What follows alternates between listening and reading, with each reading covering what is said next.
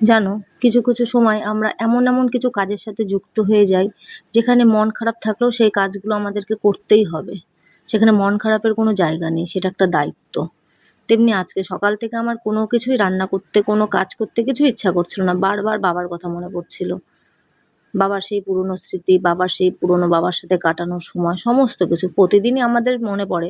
কিন্তু যেহেতু আজকের দিন আমরা বাবাকে হারিয়েছি, ওই জন্য আজকে বারবারই মনে পড়ছিল, কোনো কিছুতেই মন বসাতে পারছিলাম না সকাল থেকে। তবু ওই যে বললাম, দায়িত্ব আমাদের করতেই হবে। সেই জন্য দুপুরবেলা খাবার দিতে চলে গেছিলাম। খাবার দিয়ে যে ফেরার সময় টক দই নিয়ে বাড়ি আসলাম। আসল কথা কি, টক দইটা এখন আমার কাছে না একটা নেশার মতো হয়ে গেছে, যে না খেলে ভালোই লাগে না, এরকম একটা ব্যাপার। একসময় আমি যে মানুষ, টক দই ১ চামচও খেতে পারতাম না। তারপরে ২ বার ১ বার খেতে, খেতে এখন এমন হয়ে গেছে, এখন টক দই ছাড়া একটা দিনও চলে না।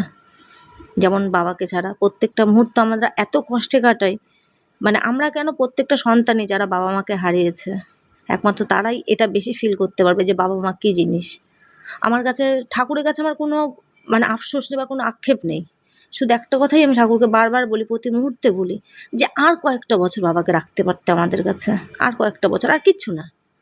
সুস্থ থাক, অসুস্থ থাক, আমাদের কাছে থাকতো, আর কয়েকটা বছর থাকতো। এটাই, আর কিছু না। আজকে ভীষণ মনটা খারাপ, কোনো কিছুই ভালো লাগছিল না। যাই হোক, সঙ্গে এটাও আবার নিজেকে বোঝাই, যার আয়ু যতদিন, একদিন তো আমরাও চলে যাব, কিছু করার নেই। তবুও বাবা মার জায়গাটা না সারা জীবন অপূর্ণই থেকে যায়, কেউ কোনো দিনও পূরণ করতে পারে না এটা, কেউ না।